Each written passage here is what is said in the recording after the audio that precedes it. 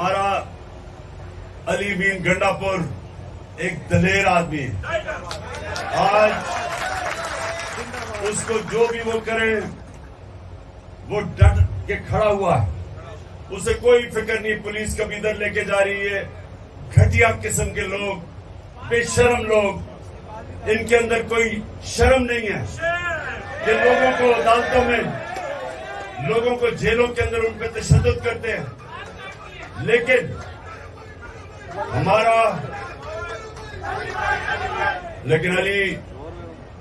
अली नवाज डट के खड़ा है। और हमारे जितने भी अली जैदी उधर कराची में वो खड़ा है। कोई इनको फिक्र, हमारी सारी पार्टी को फिक्र नहीं करनी चाहिए कि हम जब तक हकीकी आजादी नहीं लेंगे या कोई नहीं पीछे हटने लगा। और चौथी क्वालिटी, देखें, जो सबसे बड़ा बुत है खौफ के बुत के और पैसों के बुत के अलावा, वो है अपनी मैं का बुत। इंसान अपनी मैं को काबू नहीं पाता। वो अपनी मैं की पूजा करनी शुरू कर देता है। जो अपने मैं से बाहर नहीं निकलता, अपने आप से बाहर नहीं निकलता, वो बड़ा इंसान नहीं बनता। जिसकी सोच अपने से बड़ी नहीं है, वो लीडर नहीं बन सकता। तो याद रखें, हमारा जो हमेशा के लिए लीडर है वो हमारे नबी सल्लल्लाहु अलैहि वसल्लम है, जिनको रहमतुल आलमीन कहते थे। सब इंसानों के लिए रहमत बन के आए। मदीना के लोगों के लिए नहीं, अरबों के लिए नहीं, मुसलमानों के लिए नहीं, सब इंसानों के लिए वो रहमत बन के आए थे। बड़ा इंसान, छोटा इंसान वो होता है जो अपना ही सोचता रहता है, अपना ही। वो उस इंसान में और जानवरों में कोई फर्क नहीं होता। जानवर भी दुनिया में आता है, खाता है, पीता है, बच्चे पैदा करके मर जाता है। अगर इंसान, ये याद रखे, कुरान में लिखा हुआ है कि जब इंसान, अल्लाह ने उसको अशरफुल मखलूकात बनाया,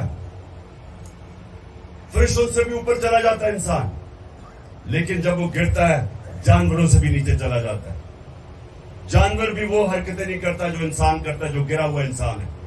तो हमें अल्लाह ने, हम वाहिद उसकी मखलूक हैं जिसको अल्लाह ने हमें ये सलाहियत दी है अच्छे और बुरे के बीच में तमीज करना। आप जो नमाज पढ़ते हैं, आप सिर्फ अल्लाह से मांगते हैं, क्योंकि हमारे पास, हम दो रास्ते पे जा सकते हैं, बुराई पे, अच्छाई पे।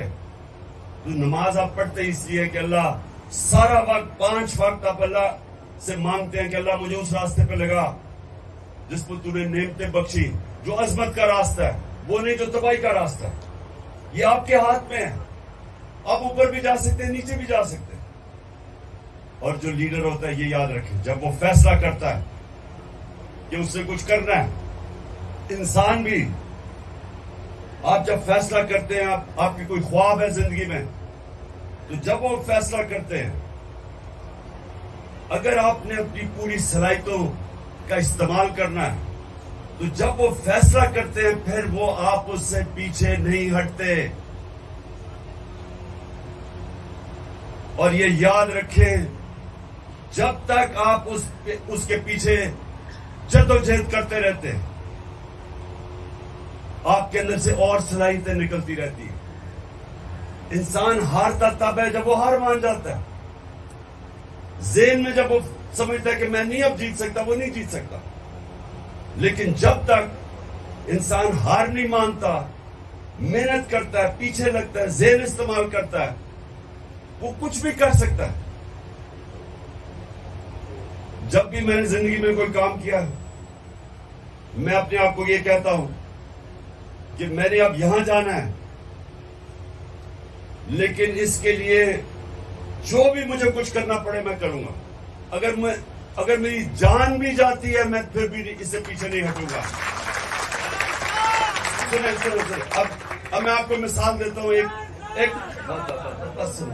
सुनो, मैं आपको एक मिसाल देता हूं, इसलिए कि बड़ा आसान है समझने ये मिसाल।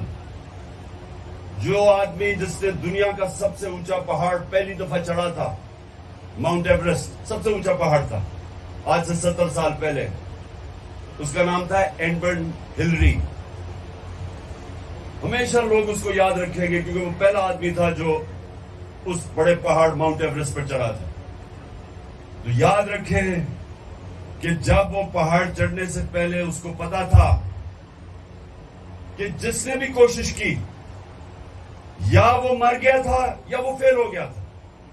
ज्यादातर ऊपर गए वो वापस नहीं आए। तो उसने ऊपर चढ़ने से पहले ही अपने से अज़म किया होगा कि मेरी जान भी चली जाए तो मैंने ये कारनामा अंजाम देना है, सबसे ऊपर पहाड़ पड़ना है। और तब वो कामयाब हुआ। जब आप ये फैसला कर लेते हैं ना कि जो भी हो मैं करूंगा, फिर जो अल्लाह ने आपको अशरफुल मखलूकात बनाया है, जो फरिश्तों को अल्लाह ने कहा कि तुम्हें भी नहीं पता, तुम्हें भी वो सलाहियतें नहीं दी जो मैंने इंसान को दी है, वो तब आपकी सलाहियतें निकलती हैं। जो इंसान कुछ करता ही नहीं है उसकी सलाहियत क्या कैसे निकलेगी? जो जद्दोजहद ही नहीं करता, मेहनत ही नहीं करता, उसकी तो कभी सलाहियत निकलेगी नहीं। अल्लाह सिर्फ इंसान को उसको नवाजता है, इंसान को जितनी वो मेहनत करता है। और क्योंकि वो रब्बुल आलमीन है,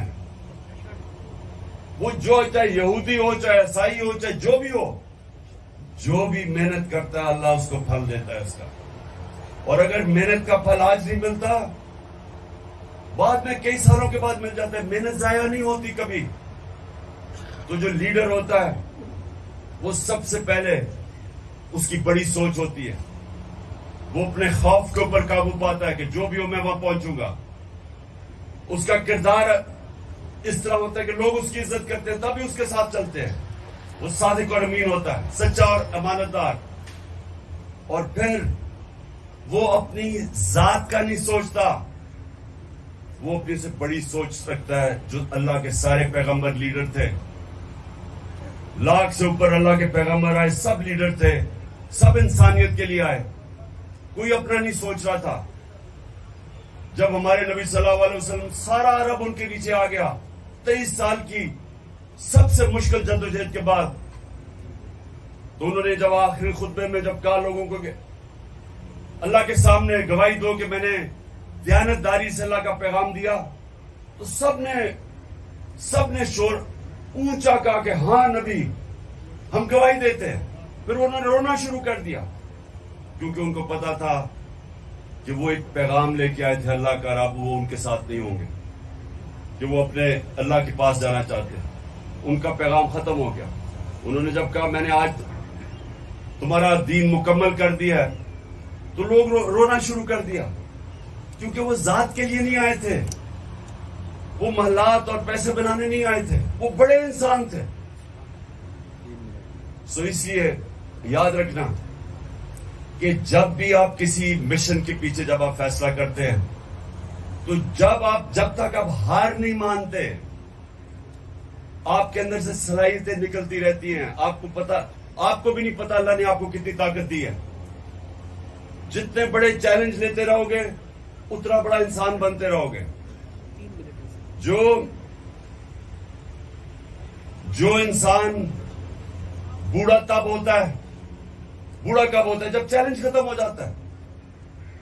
कई क्रिकेटर जो मैं छोड़ के गया था उनको 30 साल पहले, वो उधर के उधर ही रुक गए हैं क्योंकि चैलेंज खत्म हो गया। जब उन्होंने क्रिकेट खत्म की तो चैलेंज तो चला गया। उसी तरह कई लोग रिटायर होते हैं, एकदम बाल सफेद हो जाते हैं, बूढ़े हो जाते हैं, हार्ट अटैक हो जाता है, क्योंकि उनका चैलेंज ही खत्म हो जाता है। जब तक आप जद्दोजहद करते रहे, अल्लाह ने आपको बनाया ऐसा है, हमारे में सलाहियत है। आप जिस्म को जब तक वर्जिश करते रहते हैं वो खड़ा रहता है। आप जब ज़हन को जितने चैलेंज लेते हैं वो और तगड़ा होता जाता है, सीखता जाता है। इसलिए नबी सल्लल्लाहु अलैहि वसल्लम ने कहा कि इल्म सीखो जब तुम पैदा हो और जब तक तुम कब्र में नहीं जाते। मुसलसल अपने आप को, अपने ज़हन को इस्तेमाल करो सीखने के लिए। अच्छा जी, अब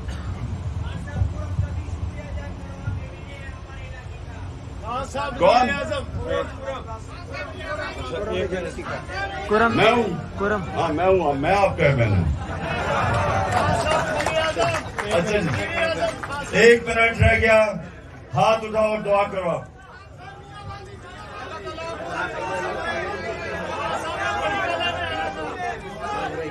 अच्छा जी, दुआ कर, हाथ उठाओ। अल्लाह पाकिस्तान को वो मुल्क बना जो मदीना के रियासत के असूलों के ऊपर खड़ा होके एक अजीम कौम बने। और सबसे पहला जो असूल इस मुल्क में अल्लाह हमारी जद्दोजहद से लेके आ, वो है पाकिस्तान में अदल और इंसाफ कायम करना। ये याद रखें कि अदल और इंसाफ इंसान को आजाद करता है। हकीकी आजादी तब आती है जिस मुल्क में इंसाफ होता है। और तीसरी चीज, अल्लाह पाकिस्तान को वो मुल्क बना जो कोई भी पाकिस्तानी भूखा ना सोए। आमीन। और जो चौथे मेरी दुआ है सबसे ज्यादा, और यहां स्वाबी से, इधर से, खास तौर पे पिशावर से, पटाग्राम से,